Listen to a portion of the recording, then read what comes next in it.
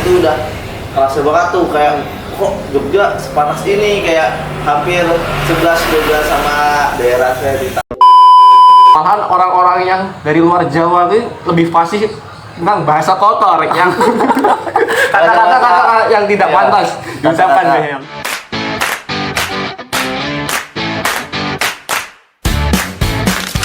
Halo, assalamualaikum warahmatullahi wabarakatuh. Kenalin, nama aku Mahfud dan temen gue Adi Atma Nugraha. Kali ini kita mau ngomongin tentang culture shock, tentang kehidupan selama di Jogja. Kan di Jogja tuh kadang orang kayak ngerasa cuacanya panas, terus makanannya manis dan segala macam. Nah, kalau Mas Adi sendiri culture shock selama di Jogja tuh ada apa aja?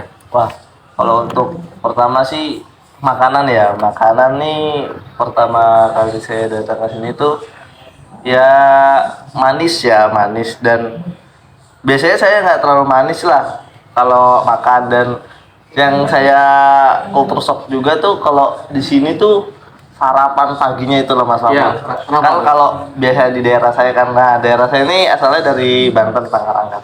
Nah, saya tuh biasanya kalau sarapan di sana tuh sarapannya pakai nasi uduk atau enggak nasi kuning ya kan. Ya, kalau di sini tuh beda. Nah, di sini tuh sarapannya soto. Soto pagi-pagi kan. Nah, biasanya tuh soto kalau di Banten, Tangerang itu biasanya dimakannya siang, kalau enggak malam gitu kan. Nah, itu yang buat saya awalnya kaget kan, terus pagi-pagi kok makan soto, nyoto gitu loh. Nggak kayak di sana gitu. Nah, itu yang buat saya agak culture shock juga. Oke. Berarti kalau di sana tuh nggak begitu mirip sama Jakarta. Kalau Jakarta kan katanya mie ayam gitu ya? Atau Ya, mie ayamnya tapi agak siangan sih Mas. agak siang.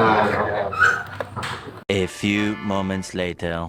Nah kan tadi yang menurut saya di Jakarta kan mie ayamnya tuh agak siangan lah. Ya. Kalau kira-kira ini kan Mas Mahfud nih apa namanya, pasti punya culture shock dong. Nah, apa nih culture shocknya Mas Mahfud nih kalau selama di Jogja? Oke. Kalau aku kan di sini sebagai akamsi ya, kalau Sih. gitu aja di daerah Sleman itu. Oh iya. Culture shock dari aku sendiri kan ya dari orang-orang pendatang kalau makan nasi padang atau apa pakai kecap. Oh, Padahal udah gurih, udah enak, ngapain tambahin kecap gitu.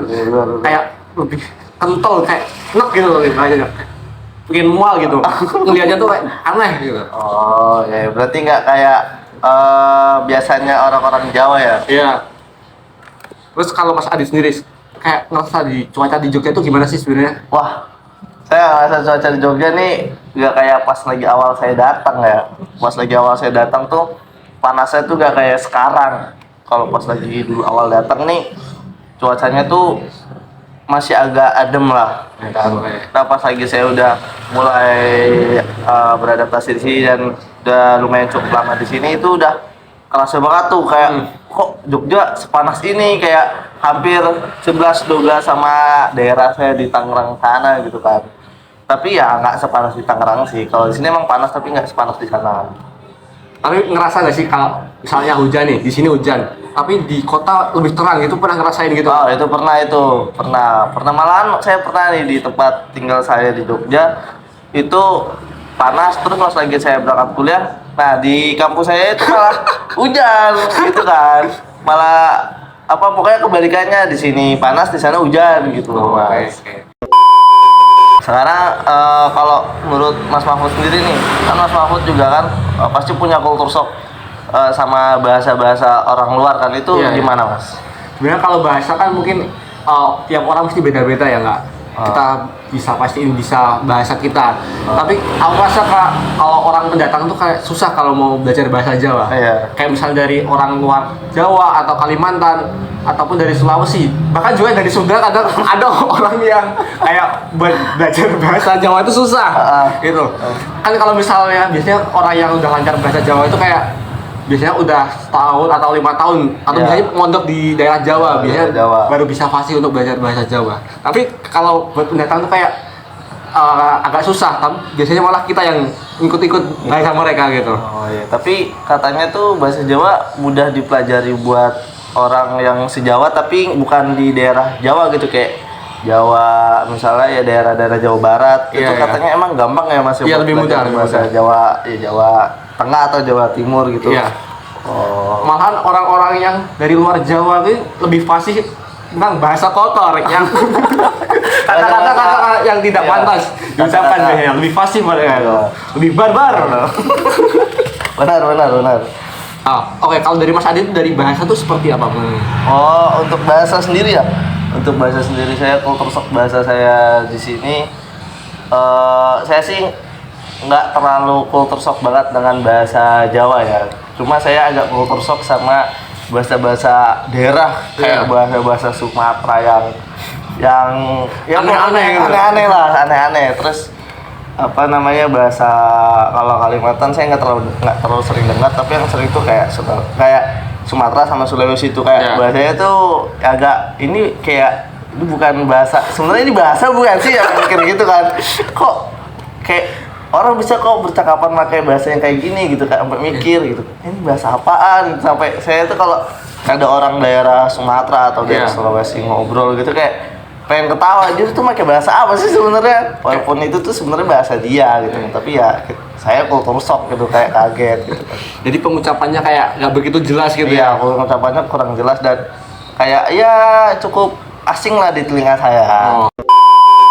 Terus nih selain itu tadi kayak ada nggak sih budaya yang mungkin di Banten sama di Jawa itu beda? Oh, tentu sangat beda itu Mas Mahmud. Itu sangat beda. Kalau di Apa daerah itu? saya tuh di Banten budayanya tuh ada debus Banten, kayak kebal bacok, dan pokoknya yang ekstrim lah kalau di daerah saya. Iya. Tapi juga saya jarang lihat sih kalau budaya itu, malah di daerah saya juga tuh kadang banyak ada budaya-budaya Jawa yang masuk juga Iya. kan gitu.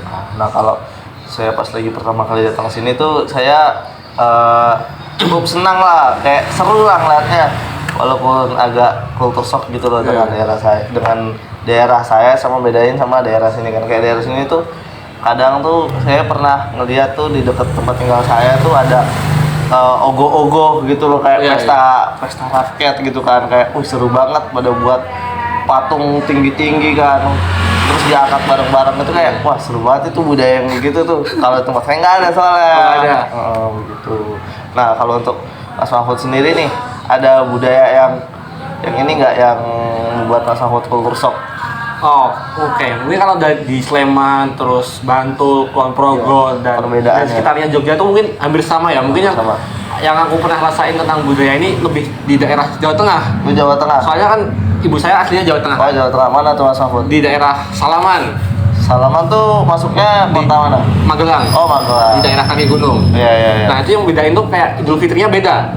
Bedanya gimana tuh? Kalau misalnya misalnya di rumah saya itu mungkin cuma seminggu paling yang 5 hari udah agak reda lah, udah seperti aktivitas biasanya. Tapi kalau misalnya di Magelang itu bisa sampai seminggu lebih. Itu masih berlanjut. masih ngadain, masih ada makan-makan dan Masih segala meriah macam. banget ya di sana. Masih ramai di sana Iya. biaya malahan.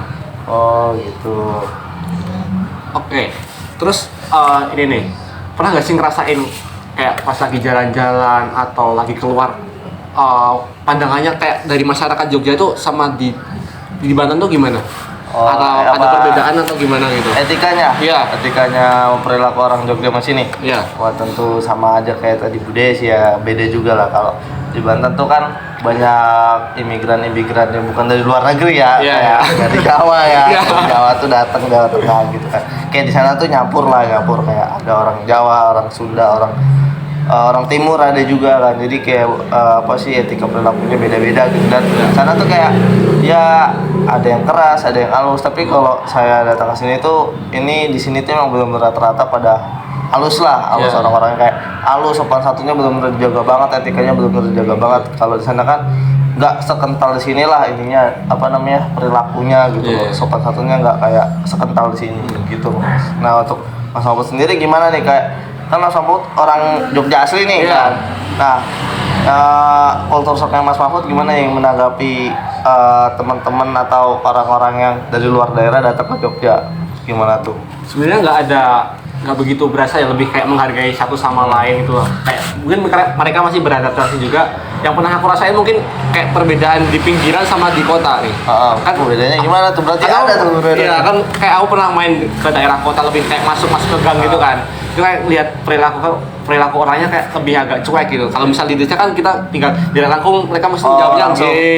Aku pernah tuh di kota kayak mereka agak cuek, cuma diem aja kayak nggak ada timbal balik gitu loh.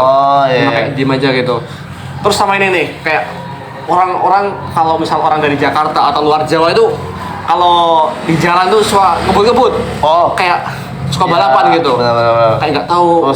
Rusuh banget di Iya, jalan. rusuh. Nggak tahu tata cara bawa motor yang benar, ikut orang gitu ya. Sopan satunya kurang. Gitu.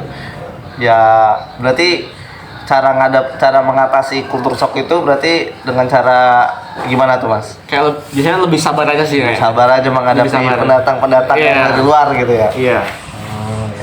A few moments later. Kalau dari Mas Adi sendiri menghadapi culture shock yang ada di Jogja itu bagaimana? Nah, kalau untuk saya menghadapi kultur shock di Jogja sih saya saya lebih untuk membiasakannya lah biar lama-lama terbiasa karena kan saya juga etnis saya kan Jawa kan. Karena saya Jawa dan jadi saya memulai kebiasaan baru di kota Jogja ini. Jadi menghadapinya ya udah dengan cara diterima semuanya dan membiasakan itu semua gitu Mas.